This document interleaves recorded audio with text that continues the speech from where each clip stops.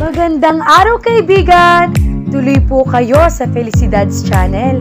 Sa mga kwento ng buhay at pag-ibig na hinalukay sa natatagong baul ni Felicidad. Pero bago po tayo magpatuloy, huwag niyo pong kalilimutan na i-like ang video, i-subscribe ang channel, at i-click ang notification bell para lagi kayong updated sa mga parating pa na upload.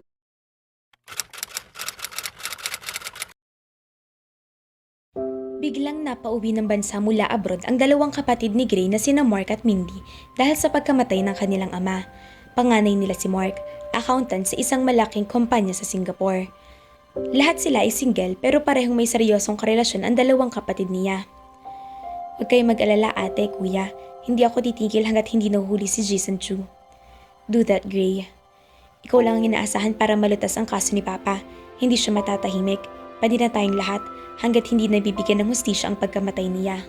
Pabalikan na ba sa Maynila? Dito muna ako. Humingi ako ng 2 buwang bakasyon sa boss ko. Gusto kong tutukan ang kaso ni Papa. Hindi naging madali para sa kanya ang pagkawala ng kanilang ama. Sa bawat araw na dumaraan ay lalo niyang namimiss ito. Hindi pa rin niya matanggap ang pagkamatay nito.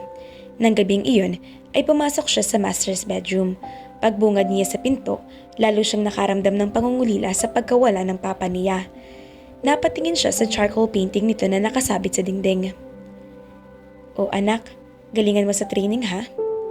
Sakay siya sa kotse ng papa niya patungo sa Camp Crame kung saan gaganapin ang kanyang 3-month training na required sa Tamaraw Unit, ang elite force na bubuoy na magkasanib na pwersa ng Philippine Army at NBI. Mahigit 400 taong makakasama niya sa training. Bata pa lang siya'y idolo na niya ang papa niya. Dati itong pulis, pero pagkalipas ng 3 taon na serbisyo ay muling nag-aral ito hanggang sa makapasok sa National Bureau of Investigation. "Oo papa, gagalingan ko para sa'yo." "That's my boy. I love you son." Nagulat siya. Yun ang pagkakataon na sinabihan siya nito ng I love you. Hindi niya alam kung mapapangiwi o ano. "So paano? Alis na ako. Kailangan ko pang bumalik sa office. I will see you after 3 months son. You will make me so proud. Won't you?" "That's for sure, Papa." Kahit na sobrang hirap ang training ay kinaya niya. Inspirasyon niya ang kanyang ama, ang kanyang idolo. Nang matapos ang 3-month training ay ginawaran sila ng certificate na mismong Pangulo ng Pilipinas ang nag-abot. Gray. Nagbalik sa kasalukuyan ang isip niya nang marinig ang tinig ng tiyahin niya. Akala ko yung nagmumulto si Kuya Cesar dahil nakabukas ang ilaw sa silid niya. Nandito ka pala. "Gusto niyo bang magpakita si Papa sa inyo?" "Huwag na. Kahit love na love kong kapatid kong yun, takot ako sa multo no. Baka atakihin ako sa puso at magsama kami ng maaga sa kabilang buhay." "Mauna na akong matulog tita. May lakad pa ako sa bureau bukas." "O siya, basta lagi ka mag-iingat ha." "Nako, kung bakit ba naman kasi pumayag-payag ka noon na pasukin ng ganyang klaseng trabaho, Greco. Palagi tuloy ako nag-aalala sa'yo. Tingnan mo nga nangyari sa ama mo." "Tita, masaya ako sa trabaho ko. Ito ang gusto ko at ito rin ang gusto ni Papa. At yung makatulong ako sa bayan, napakalaking fulfillment na iyon. Hanggang kamatayan, ito ang magiging trabaho ko, tita." Nasaan na kaya si Greco? Yun ang madalas ay tinatanong ni Paula sa sarili. Hindi na niya ito makontak, ni hindi rin ito umuwi sa bahay. Ilang beses na siyang nagtungo sa Pacific Bank para tanungin kung pumapasok ito, pero lagi matipid ang sagot ng kwardya. Nasa Cebu raw ito dahil doon pansamantalang nakadestino. Ni hindi niya tinanggap ang investigasyon nito 2 buwan ang nakararaan para mamasyal sa Ilocos. Sagot daw nitong pamasahin niya at iba pang gastusin. Basta magkita lang sila dahil babiyahin na ito patungo sa Japan kasamang mister nito. Kahit masakit para sa kanyang pagkawala ni Greco dahil miss na niya ito, pilit na rin niyang itinuon ng atensyon sa pag-aaral. Nasa 2 taon na siya sa kurso. 1 semestre na lang at matatapos na siya sa sobrang abala niya na siya sa school projects. Nagulat na lang siya ng isang hapon habang palabas siya sa lobby ng STI ay nakita niya ang asul na kotseng nakaparado sa parking lot. Kamukha yun ng sasakyan ni Gray. Ay baklang pala ka. Bulalas niya nang biglang bumusina ang kotse na ito. "Greco?" "Hi Paula." Patakbong lumapit siya rito at hindi na nangiming yakapin ito ng mahigpit. "Gray, namiss kita ah." "Ako rin. Muntik na akong atakihin sa puso sa'yo ah. Huwag mo nga akong binubusinahan ng ganoon." Tawa ito ng tawa. "May nagbago yata sa'yo." "Ha? Dati maputla mga pisngi mo. Bakit ngayon parang kulay kamatis na?" Blush on yan. Nagmi-makeup ka na pala. Kaninang break namin, napagtripan namin ng mga kaklase ko na lagyan ako ng makeup. Hindi ko na tinanggal. Pangit ba? No, you look good. Pauwi ka na ba? Oo. Bakit ka nga pala napunta rito? Galing kasi ako sa bahay ninyo. Sabi ni Aling Lina, alas 5 raw ang labas mo sa school kaya nagpunta ako rito para sunduin ka. Kanina ka pa ba? May 1 oras na. Naku, naghintay ka pala ng matagal. Okay lang? Oh, tara na? Sige. Inalalayan siya rito sa pagsakay sa passenger seat. Palayo na sila ng school nang sabihin nitong dadaan sila sa KFC para magmerienda. Totoo bang na-assign ka sa Cebu? Kanina mo nalaman yan? Sa guard sa Pacific Bank? Ah, oo, na-assign ako roon. Kahapon lang ako nakabalik dito sa Manila. Matagal na napatitig siya sa mukha nito. Medyo pumayat ito pero gwapo pa rin. Kamusta ka nga pala? Okay lang. Buhay pa ako, 'di ba? Natanggap mo na bang ginawa ni Melay? Yes, the show must go on, ika nga. Tama. Kamusta naman ang pag-aaral mo? Okay lang, maayos ang grades ko. Talaga? Wow, good news yan. Next time, ikaw naman ang pumasyal sa townhouse ko.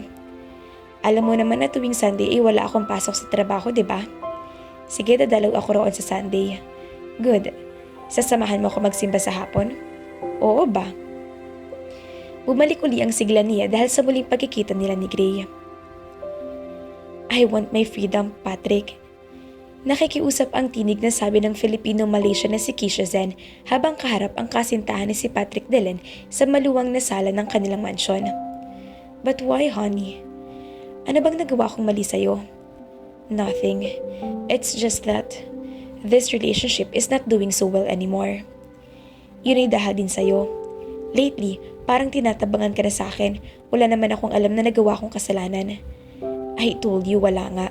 Still, gusto ko nang kumalas. Are you sure about that?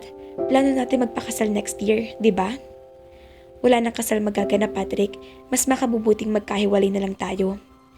Well, hindi ko na siguro kailangan maglumuhod sa'yo, Keisha. Kung iyan ang desisyon mo, then I will accept it. Tumayo na ito. I'd better go. I'm sorry, Patrick. It's okay. Sinundan na lang niya ito ng tingin hanggang sa makalabas ito ng pinto. Saka lang siya nakahinga ng maluwag. Ang akala niya may hirapan siyang makipag-break dito. Pero hindi yun natapos doon. Kinagabihan ay galit na galit ang kanyang ama na si Pablo Zen. Ano bang ginagawa mo't nakipaghiwalay ka kay Patrick? Nagsabi na pala siya sa'yo, Dad. Yes, he called me up this afternoon para sabihin na wala na kayo, that the wedding is off. I should have done it before, pero ngayon lang ako nagkaroon ng lakas ng loob na gawin yon. Ano bang totoong dahilan at nakipaghiwalay ka sa kanya? I don't love him anymore, Dad. Besides, hindi ko na masikmura ginagawa niya. Are you referring to his business? Ha? Karamihan na sa mga negosyante may yaman ngayon ay may anumal niyang ginagawa kay siya. Remember that. Noon pa'y kilala ko ng kuli ni Patrick Delen. Sa tono niya kanina nang kausapin niya ako, alam kong nasaktan siya. Hindi ka ba natatakot na baka pag-isipan ka niya ng masama dahil sa pakikipagkalas mo sa kanya? Naisip ko rin yan, Dad. Kaya nga gusto kong umalis muna dito sa Zamboanga at lumayo. To start anew. Panahon na siguro na to pa rin ko matagal ko nang nais sa buhay. Yun ang magkaroon ng sariling trabaho. Or my own business, perhaps. At iiwan mo ako rito? Pansamantala lang naman, Dad. I'm already 25. I need to learn to stand on my own. At saan mo naman planong magpunta? Sa Manila. May mga kaibigan naman ako roon na pwede kong hinga ng tulong. Or kay Wenay sa Isabela. Hindi ba lesbiana ang Wena na yan? Baka may gusto siya sa'yo at ma-obsess pagkatapos. Dad, you're nuts. Nakita mo ba siya? Mas maganda siya sa akin at mas sexy ng dihamak. She's just like that. Bakit hindi ka nalang tumira sa bahay ng Tita Crisanta mo sa Cainta? Kapatid ng kanyang yumaong ina si Tita Crisanta, bunsong kapatid ng matandang dalaga. Mas gusto ko mapag-isa, Daddy. Alam niyo naman si Tita Santa, super sa pagiging KJ. Baka kapag ginabilang ako ng uwi mahiblad na siya. Dadalaw-dalawin ko na lang siya sa Cainta kapag may time ako. Napahinuhod na niya ang kanyang ama sa puntong iyon. Well, if that's your decision, hindi kita kayang suwayin sa kagustuhan mo dahil sa bandang huli ay alam ko na ako pa rin ang matatalo. Thanks, Dad. I love you. You know that? I love you too, baby. 2 days later ay bumiyahe na siya patungo sa Maynila. Ano naman kaya magiging papel ni Kisha sa buhay ni Gray at Paula? Abangan!